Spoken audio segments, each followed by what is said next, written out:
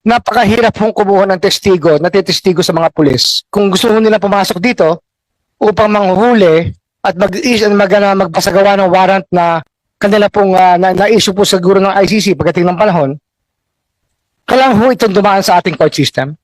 Ito po ay kinakailangan na ng isang action to enforce a warrant, action to enforce a judgment. Kailangan po dumaan yan sa ating court system. Kaya hindi ho namin pakikialaman kasi yan po trabaho na ng Interpol kung talagang gusto nilang habulin yung tao na nasasaktal. Yung sabihin natin, nag-issue po na warrant of arrest ng ICC, gusto ho enforce ng Interpol dito, pero para ho ito ay matuloy at hindi ho magkaroon ng kasuhan, kinakailangan pumunta muna sila sa korte natin. Yun po ang aming paningin. So, maliwanag yan na mag-imbestiga sila, hindi man natin sila mapipigilan. Actually, they can do it they can do it under the radar. We may or may not monitor them. On the other hand, if a warrant is to be served, that they need to go through the proper courts to determine if the warrant is called for or legal or what's the... Well, it really depends on if the Supreme Court thinks that there are some things that the Supreme Court would be looking at.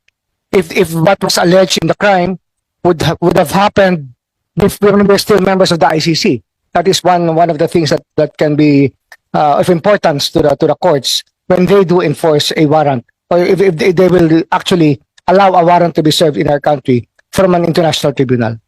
Now, if let's say it is submitted to the DOJ that these are their findings and there's really probable cause, would the DOJ or maybe the OSG pursue such a case? If let's say the courts will say, no, we will not allow the warrant to be served because this is not their jurisdiction, but there's actually reason for it to be served.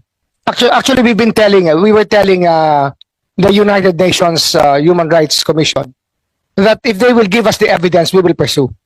Kasi ang problema ho namin dito, napakahirap hong kumuha ng testigo, natitestigo sa mga pulis, o natitestigo sa mga maaari pong gumawa ng mga karumal-dumal na krimen.